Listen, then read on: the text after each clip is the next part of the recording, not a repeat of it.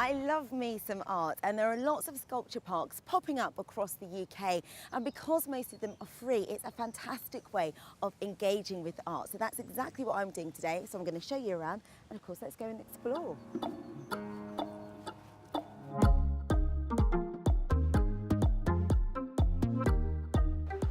So I know that you cover a variety of themes in your work, from colonialism to human nature. So for young people engaging in art or not doing so, what would you say? How would you encourage them to do that? I think really art is a process of self-expression and self-discovery, and I got into it through photography, and now I'm seeing, as I say, on social media, on YouTube, that people are now like making actually great art, not necessarily calling it art. So I really hope that young people who are maybe questioning whether or not they should have a career as an artist and not put too much pressure, but really just follow their hearts. Here in the UK, the number of young people engaging in art, particularly in academics, is actually dropping off. So what would you think the long-term consequences of that would be?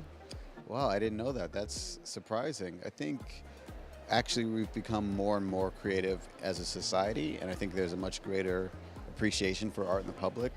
I mean, I'm not really surprised because there's also a lot of government cuts to art, extracurricular things, so I'm not surprised by that.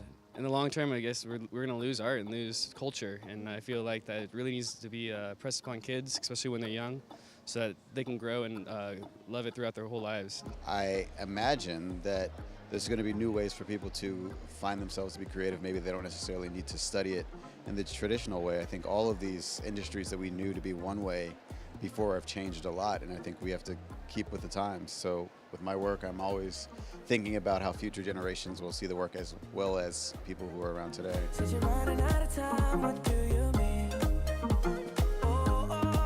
What do you mean? Do you think art is still for everyone?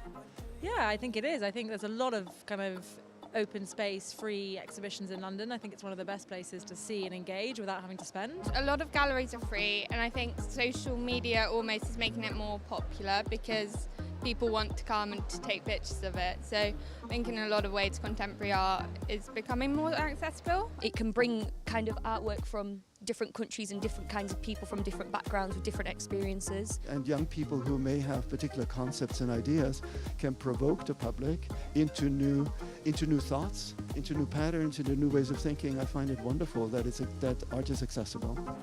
I'm so inspired by everything that I've seen today and the conversations that I've had that I just thought, you know what? I'm surrounded by all this beauty. I should make some myself.